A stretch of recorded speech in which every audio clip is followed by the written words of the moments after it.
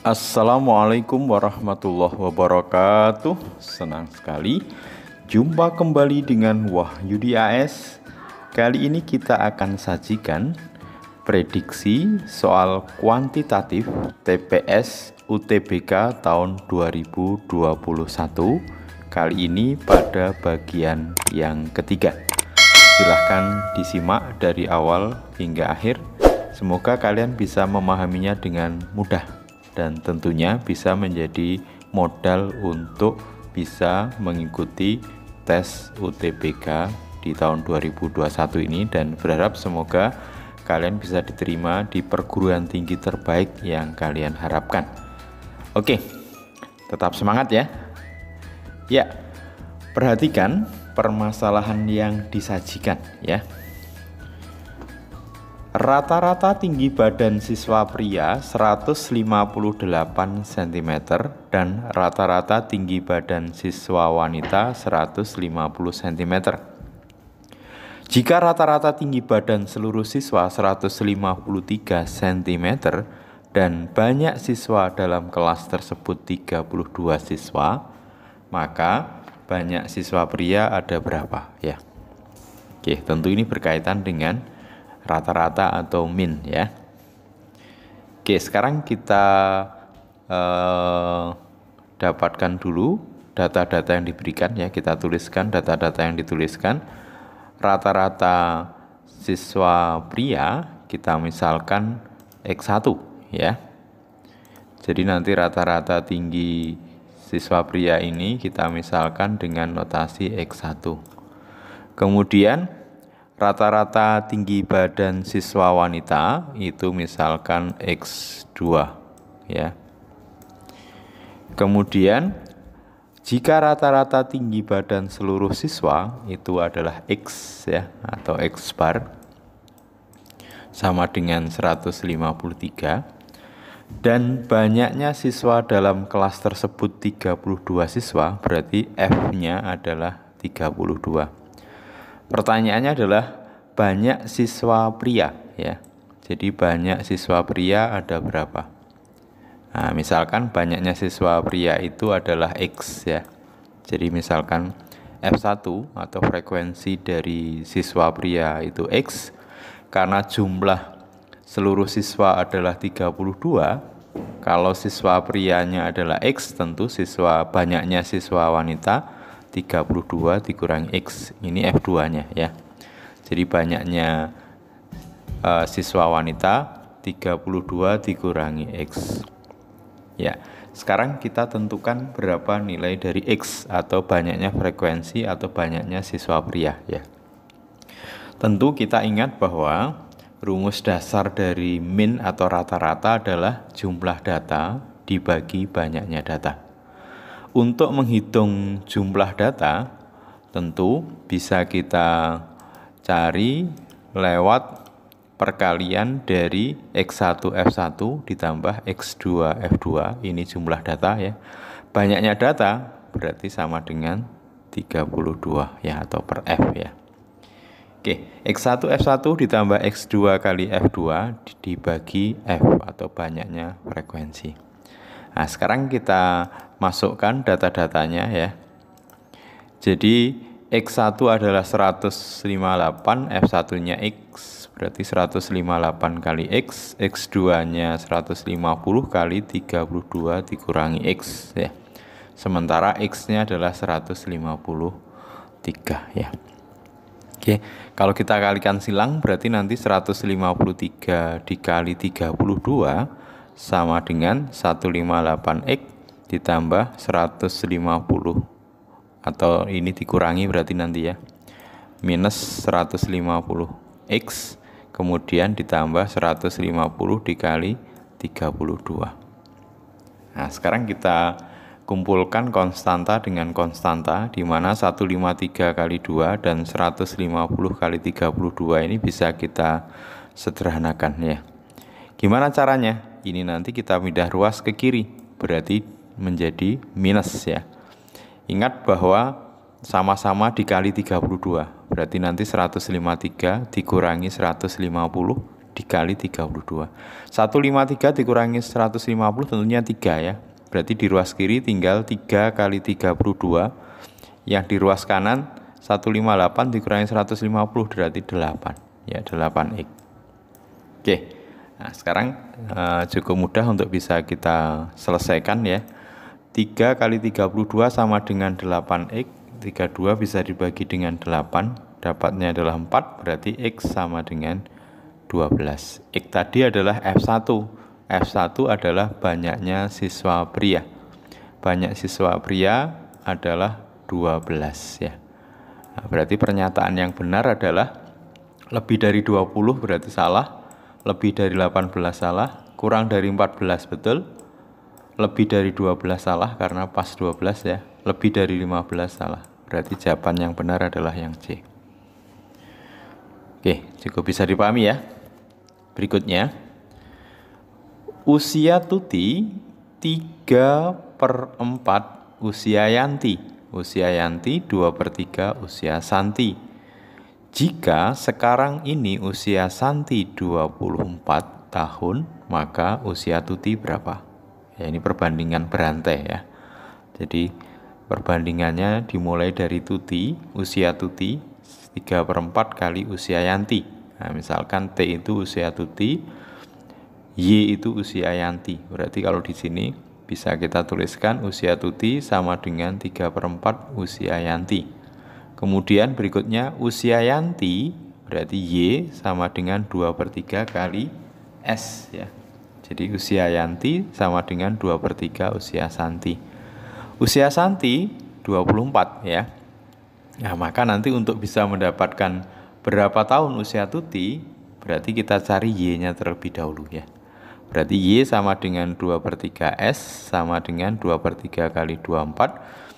24 itu kalau dibagi dengan 3, nah, tentunya dapatnya adalah 8 ya. 8 kali 2 sama dengan 16. Usia Yanti 16 tahun. Sementara yang ditanya adalah usia Tuti. Usia Tuti 3/4 kali usia Yanti. Berarti 3/4 dikali 16 ya. 16 dibagi 4 dapatnya 4 ya. 4 kali 3 sama dengan 12 tahun ya. Oke, kalau ini cukup sederhana ya. Oke, kita lanjut. Berikutnya adalah perhatikan permasalahannya. Untuk memproduksi X unit barang per hari diperlukan biaya X pangkat 3 min 2000 X kuadrat plus 3 juta X rupiah. Jika barang itu harus diproduksi, maka biaya produksi per unit terendah tercapai apabila diproduksi perharinya sejumlah berapa ya. Perhatikan di sini bahwa untuk memproduksi X unit barang ya. Jadi untuk memproduksi X unit barang itu biayanya adalah berarti biayanya ini tergantung dari banyaknya unit barang ya. Tergantung dari X, yaitu X pangkat 3 min 2000 X kuadrat plus 3000 X.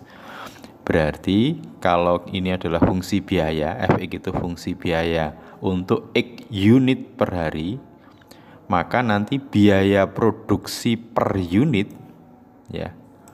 Nah, tentunya Fx ini dibagi dengan X ya. Jadi ingat, kalau biaya produksi X unit itu sekian, berarti biaya produksi per unit ya berarti sekian dibagi X. Berarti anggap aja biaya produksi per unit itu Bx sama dengan Fx dibagi X. Berarti nanti Fx ini semuanya dibagi X, berarti X kuadrat min 2000 ya dibagi X ya, berarti X kuadrat min 2000 X plus 3 juta. Ingat, untuk bisa dicapai, jika barang itu harus diproduksi, maka biaya produksi per unit terendah ya. Berarti minimal ya, terendah ya. Maka untuk mendapatkan biaya unit terendah atau minimal, berarti syarat dari suatu fungsi untuk mendapatkan nilai maksimum atau minimum ya tentu turunan pertamanya sama dengan 0 ya. Jadi agar biaya produksi minimum terendah, maka turunan pertama dari fungsi biaya sama dengan 0. Ini kalau diturunkan berarti 2X min 2000 sama dengan 0. 2X sama dengan 2000, X sama dengan 1000. Jadi biaya produksi per unit terendah tercapai ketika yang diproduksi itu banyaknya adalah 1000 unit. Nah ini ya. Oke, sekarang kita lanjut ke permasalahan berikutnya. Bisa dipahami ya? Ya. Kali ini berkenaan dengan bangun ruang ya. Sebuah bola tepat berada di dalam tabung sehingga bola menyinggung setiap sisi tabung. Jika volume tabung 369 cm3, maka berapakah volume bola ya? Untuk memudahkan dalam penyelesaian permasalahan ini, perlu kita gambarkan sketsa dari permasalahannya ya. Berarti ada bola di dalam tabung yang mana bola itu menyinggung setiap sisi tabung ya. Berarti nanti ini menyinggung tabung, yang atas ini juga menyinggung atap dan alasnya ya. Kalau misalkan bola ini jari-jarinya R, kemudian ini juga tentunya R ya. R ini berarti nanti jari-jari dari alas tabung ya, karena ini menyinggung ya. Tentu nanti tinggi dari tabung, karena ini ke sini itu R, ini ke sini juga R, maka tingginya tabung 2R. Jari-jari bola R, tingginya tabung 2R, jari-jari alas tabung R ya.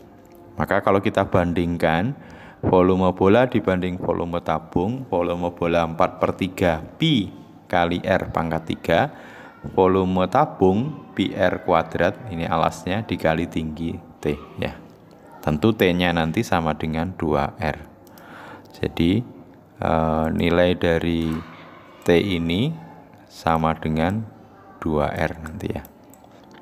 Nah, sekarang kita sederhanakan, pi R pangkat 3 dibagi PR kuadrat dapatnya adalah R ya.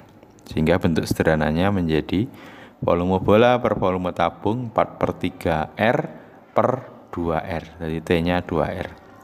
4R ini dibagi 2R dapatnya 2, berarti 2/3. Volume bola dibagi volume tabung sama dengan 2/3. Maka untuk bisa mendapatkan volume bola, karena volume tabungnya sudah diketahui, maka volume tabung nanti pindah ke sini dikalikan ya. Volume bola sama dengan 2/3 kali volume tabung. Volume tabung 369. Nah, 369 dibagi 3, 123.